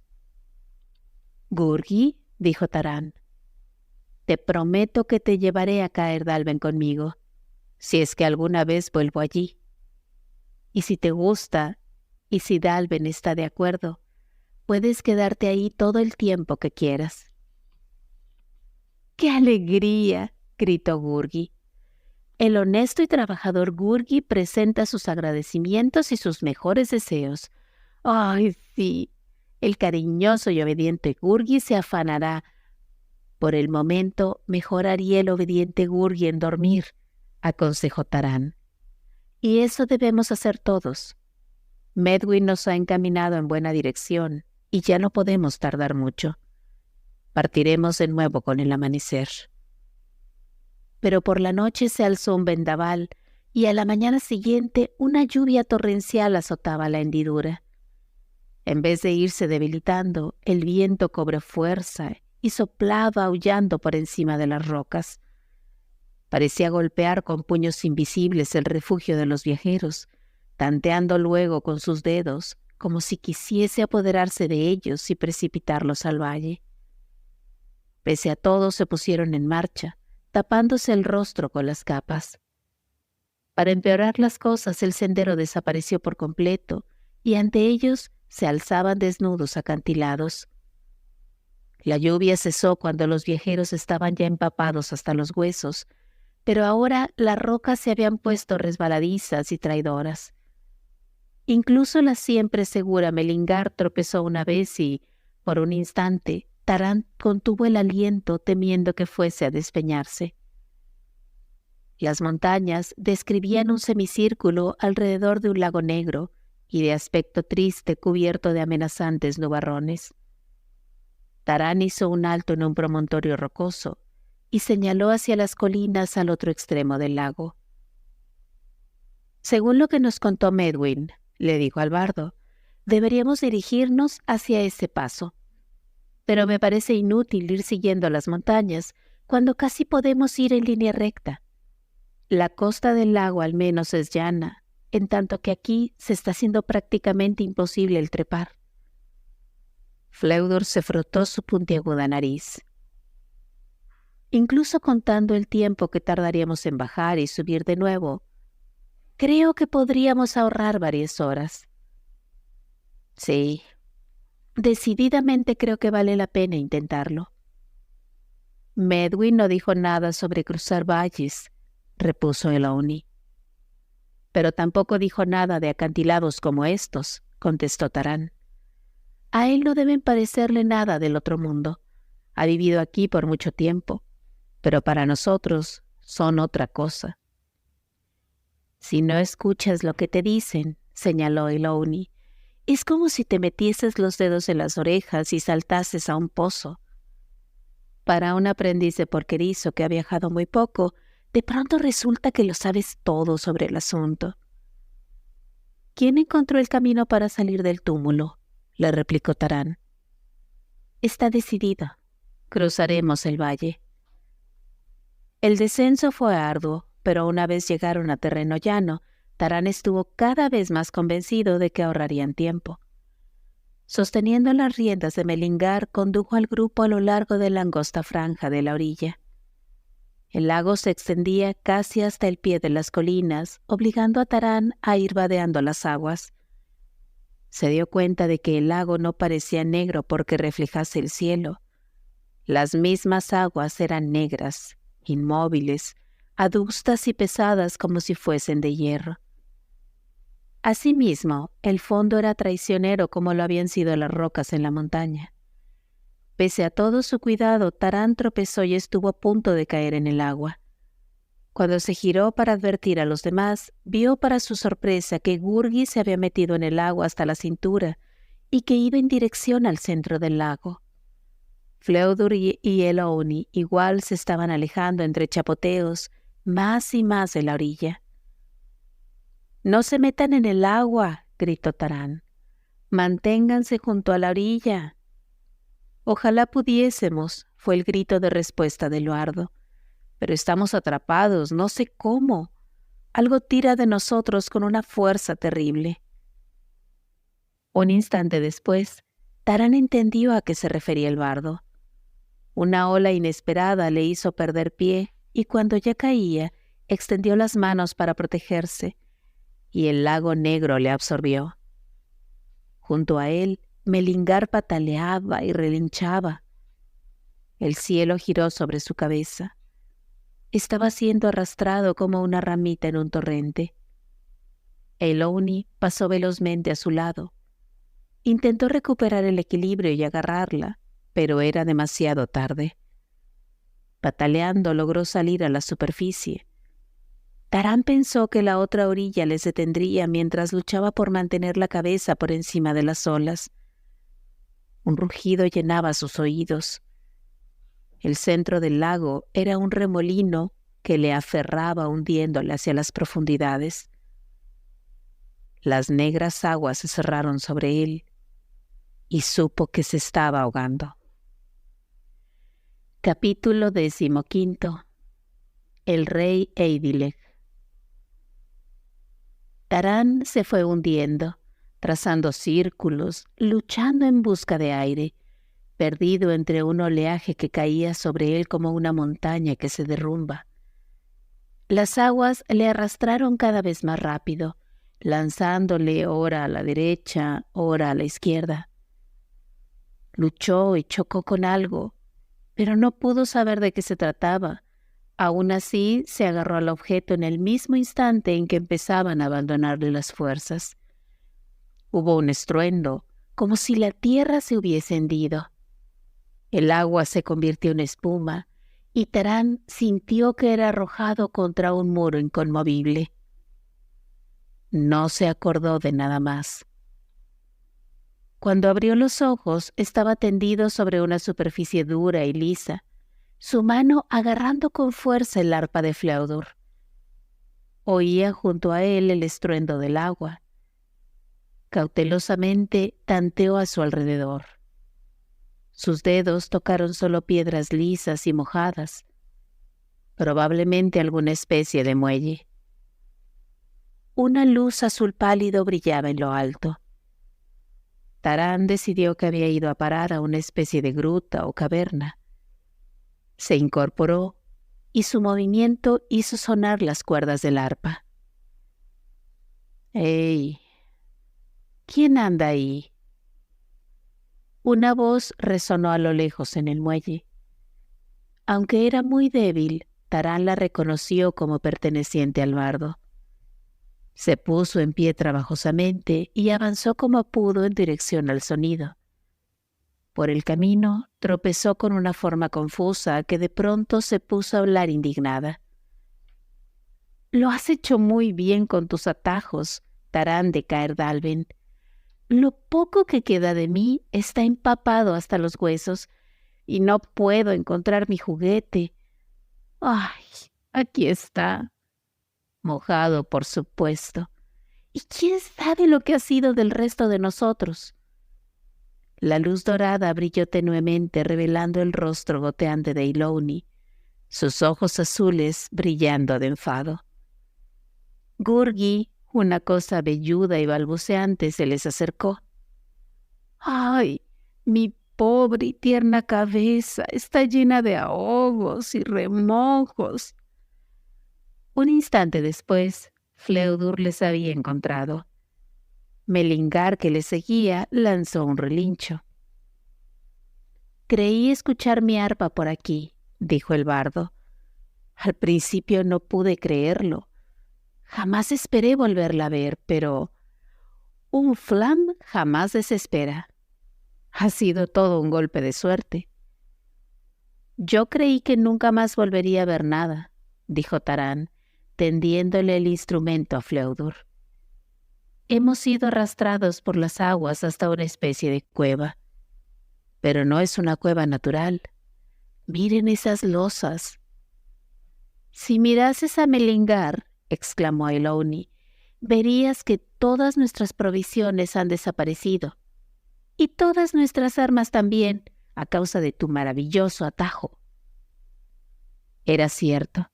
Las correas se habían partido y la silla de montar había sido arrastrada por el remolino. Por fortuna, todos ellos seguían teniendo sus espadas. Lo siento, dijo Tarán. Admito que nos encontramos aquí por mi culpa. No debí seguir este camino, pero lo hecho está. Les he traído hasta aquí y encontraré un camino para salir. Examinó el lugar en que se encontraban. El rugido del agua procedía de un ancho canal por el que discurría velozmente la corriente. El muelle era mucho más grande de lo que había creído al principio. Luces de varios colores brillaban en las grandes arcadas. Se volvió nuevamente hacia sus compañeros. Esto es muy raro. Parece que estemos muy hondo, pero esto no es el fondo del lago. Antes de que pudiese pronunciar otra palabra, fue agarrado por la espalda y le taparon la cabeza con un saco que olía fuertemente a cebollas. Eilonwy lanzó un grito y luego algo ahogó su voz. Tarán era empujado y arrastrado en dos direcciones al mismo tiempo. Gurgi empezó a lanzar gritos de furia. «Aquí, coge a ese», exclamó una voz bronca. «Cógele tú. ¿No puedes ver que tengo las manos ocupadas?» Tarán lanzó un golpe. Una bola sólida y redonda que debía de ser la cabeza de alguien se estrelló en su estómago. Escuchó ruidos de golpes filtrados a través de la oscuridad. Debían ser de Eilonwy. Ahora le gritaban, y se gritaban entre sí. «Por ahí, aprisa». «¡Ay, estúpido! ¿No les quitaste las espadas?» Después de eso se escuchó otro chillido que procedía de Eilonwy, el ruido de lo que podría haber sido una patada, y un instante de silencio posterior. «Está bien, que se queden con las espadas. Tú tendrás la culpa, dejando que se acerquen al rey Eidilek con armas». A empujones, Tarán fue conducido a través de lo que parecía un numeroso gentío. Todo el mundo hablaba a la vez. El estruendo era ensordecedor. Después de dar muchas vueltas, volvió a ser empujado hacia adelante. Una pesada puerta se cerró a sus espaldas con un chasquido. El saco de cebollas fue bruscamente arrancado de su cabeza. Tarán pestañeó deslumbrado. Se encontraba junto con Fleudor y Eilonwy en el centro de una estancia abovedada en la que destallaban muchas luces. Gurgi no se encontraba por ningún sitio. Sus captores eran una media docena de guerreros rechonchos de piernas cortas y cuerpo achaparrado. Llevaban hachas colgando del cinto y cada hombre tenía un arco y una aljaba de flechas al hombro.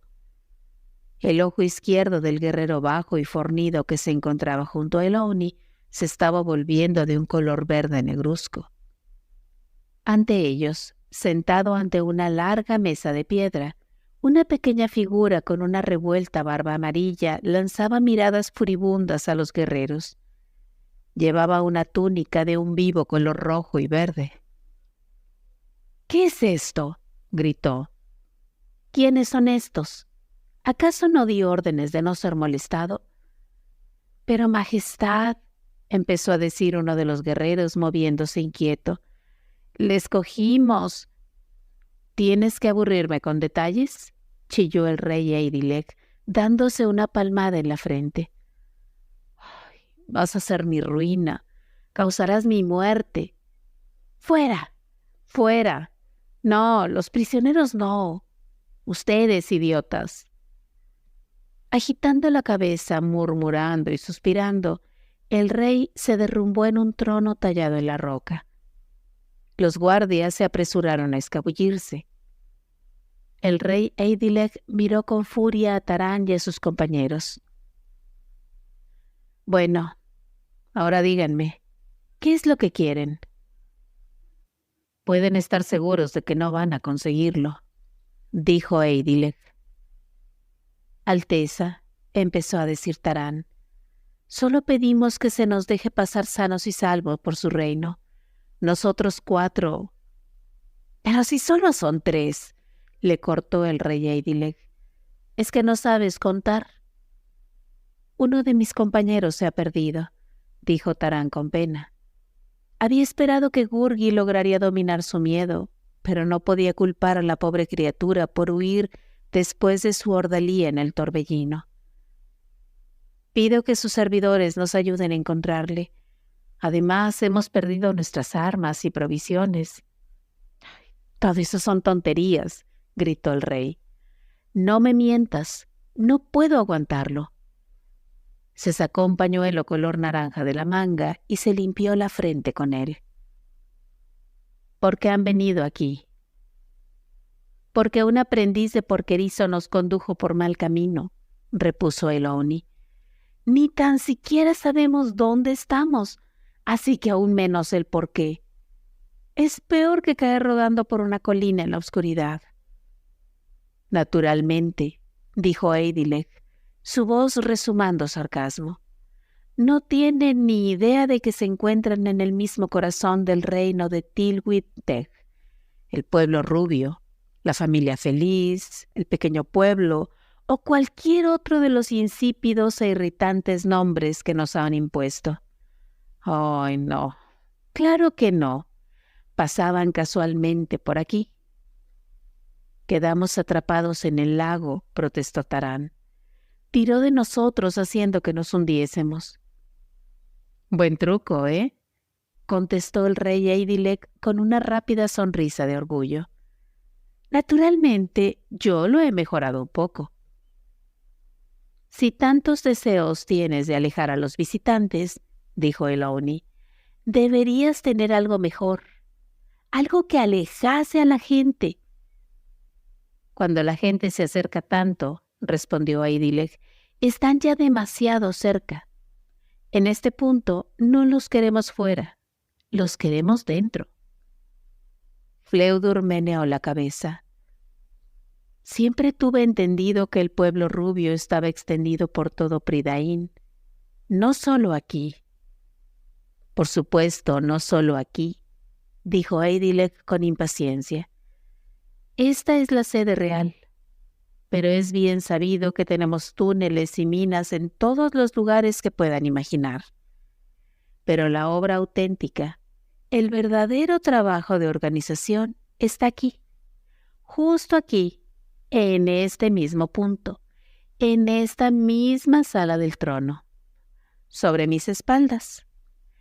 Es demasiado, si les digo que es demasiado, pero ¿en quién puedes confiar? Si quieres que algo se haga bien». El rey se detuvo bruscamente y sus dedos enjollados tamborilearon sobre la mesa de piedra. «No es asunto suyo», dijo. «Ya están metidos en bastantes apuros. Eso no puede dejarse de lado». «Yo no veo que se haga ningún trabajo aquí», dijo Elouni. Antes de que Tarán pudiese advertir a Elouni de que no cometiese imprudencias, la puerta de la sala del trono se abrió de golpe y con ella entró un tropel de gente. Cuando se acercaron, Tarán vio que no todos eran enanos. Algunos eran altos y delgados, vestidos de blanco. Otros estaban cubiertos de relucientes escamas, cual peces. Por último, otros tenían grandes y delicadas alas que nunca se estaban de todo quietas. Por un momento, Tarán solo escuchó un tumulto de voces, gritos enfadados y discusiones, con Eidilek tratando de imponerse a gritos por encima de todo ese estruendo. Finalmente, el rey se las arregló para echarlos nuevamente a todos. «¿Que no se está haciendo trabajo alguno?», gritó. No aprecias todo lo que va implícito en él. Los hijos del atardecer, ese es otro ridículo nombre que se les ha ocurrido a ustedes los humanos. Han de cantar esta noche en el bosque de Cantrep-Mawr. No han podido ni tan siquiera ensayar. 2 están enfermos y a un tercero no hay modo de encontrarle. Los espíritus del lago se han estado peleando todo el día. Ahora están de mal humor.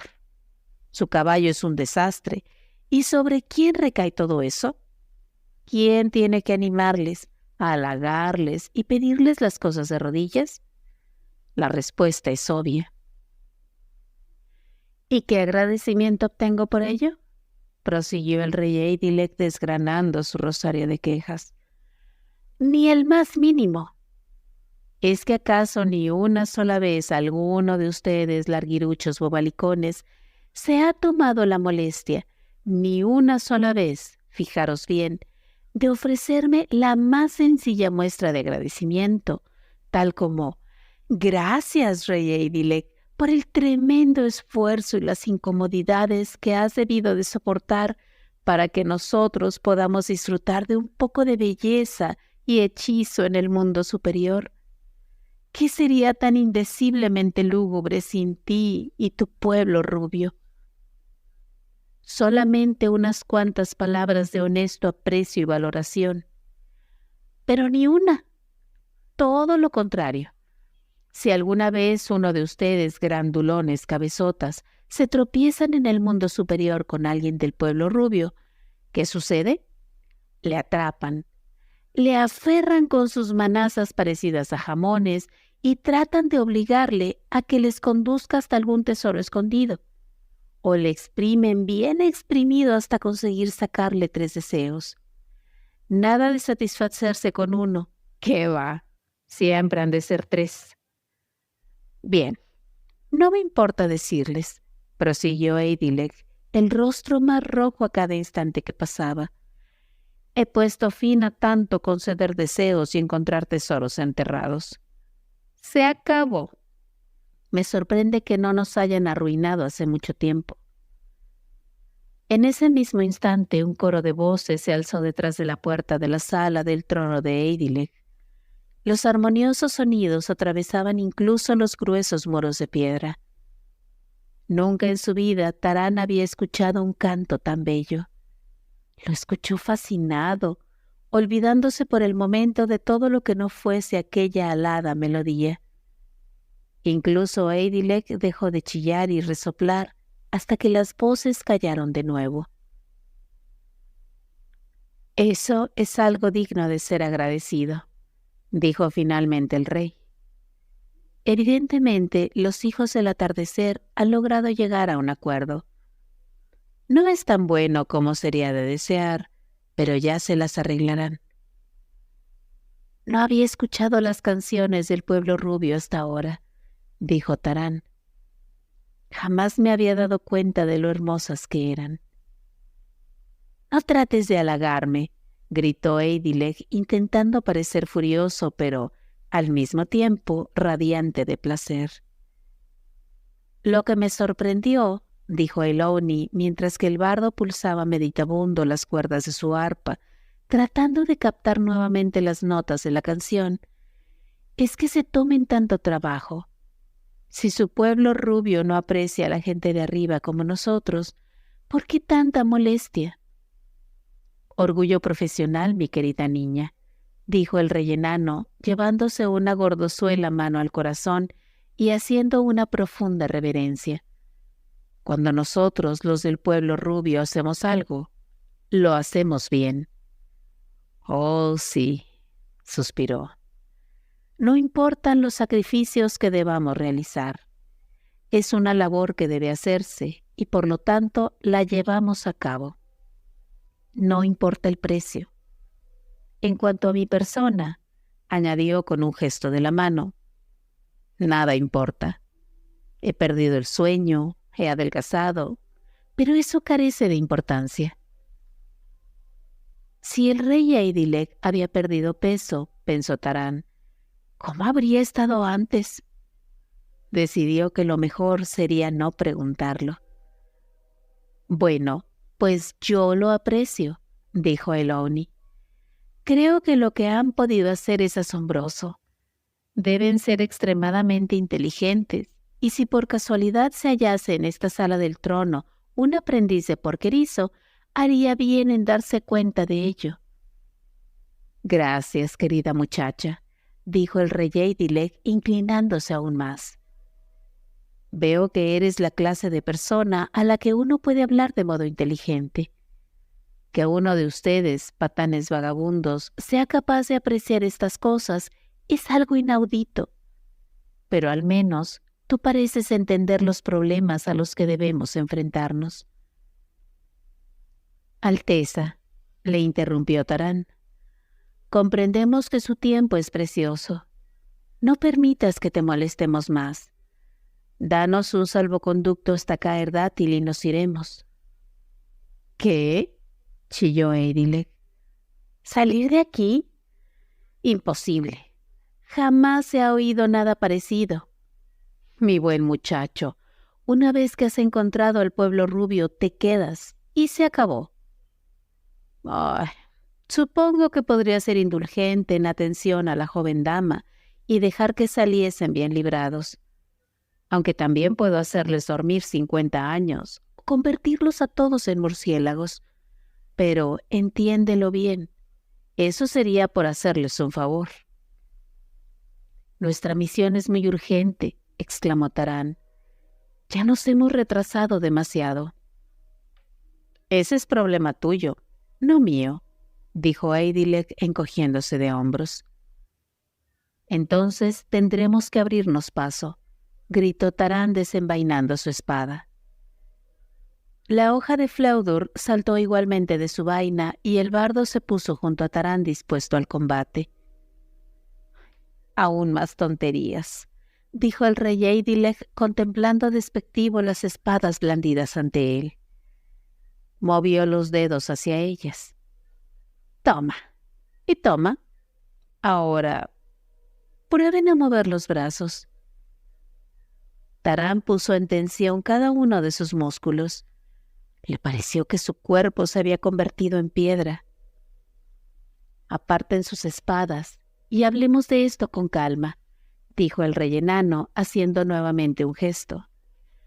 «Si me dan alguna razón decorosa para dejarles marchar, puede que lo piense otra vez y les responda con prontitud, digamos, en 1 o 2 años». Tarán vio que era inútil ocultar las razones de su viaje. Le explicó a Edilec todo lo que les había sucedido. El rey enano se calló por completo al ser mencionado a Round, pero cuando Tarán terminó, el rey meneó la cabeza. «Torpes grandulones, este es un conflicto que deben resolver por ustedes mismos. El pueblo rubio no es aliado suyo ni vasallo», dijo irritado. «Pridain nos perteneció antes de que surgiera la raza de los hombres. Ustedes nos hicieron bajar a las profundidades. Ustedes, patanes campesinos, saquearon nuestras minas, nos robaron los tesoros y aún siguen haciéndolo, torpes grandulones». «Alteza», respondió Tarán, «no puedo hablar por hombre alguno salvo por mí mismo. Jamás les he robado y no tengo ningún deseo de hacerlo. Mi tarea tiene más significado para mí que sus tesoros. Si hay enemistad entre el pueblo rubio y la raza de los hombres, ese es un asunto que debe solventar entre ellos. Pero si el rey con cuernos triunfa, si la sombra de Anubin cae sobre la tierra que está por encima suyo, la mano de Araun se extenderá hasta sus cavernas más profundas». «Para ser aprendiz de porquerizo», dijo Edilec, «eres bastante elocuente. Pero el pueblo rubio se preocupará por Araun cuando llegue el momento». «El momento ha llegado», dijo Tarán. «Mi única esperanza es que aún no haya pasado».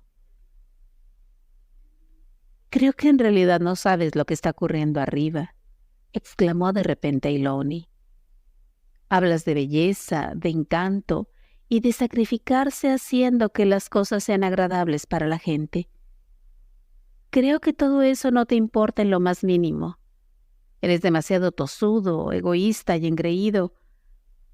¿Engreído?, gritó Eidileg, los ojos a punto de saltarle de las órbitas. ¿Egoísta? No encontrarás a nadie que sea más generoso y de corazón más abierto. ¿Cómo te atreves a decir eso? ¿Qué quieres acaso? ¿Mi sangre? Con tales palabras se arrancó la capa lanzándola al aire. Se sacó los anillos de los dedos y los arrojó en todas direcciones. Adelante, llévatelo todo. Arruíname. ¿Qué más quieres? ¿Todo mi reino? ¿Quieres irte? Pues anda, márchate. Cuanto más pronto mejor. ¡Ja! Tosudo. Demasiado blando, eso es lo que soy. Y eso será mi muerte. ¡Ay! Pero qué poco les importa. En ese momento, la puerta de la sala del trono volvió a abrirse bruscamente. Dos guerreros enanos agarraban frenéticamente a Gurgi, el cual los zarandeaba como si fuesen conejos. ¡Alegres saludos! El fiel Gurgi ha vuelto con los poderosos héroes. Esta vez, el valeroso Gurgi no salió corriendo. ¡Ay, no, no, no! El bravo Gurgi luchó con grandes golpes y porrazos. ¿Y triunfó? Pero en ese momento se llevaron a los poderosos señores, y el inteligente Gurgi los ha estado buscando, espiando y atisbando para salvarles. Y los ha encontrado. Pero eso no es todo. ¡Ay! El fiel, honesto e intrépido Gurgi ha encontrado algo más. Sorpresas y deleites. ¡Ay! ¡Ay, alegría! Gurgi estaba tan emocionado que empezó a bailotear sobre un solo pie, haciendo piruetas y dando palmadas.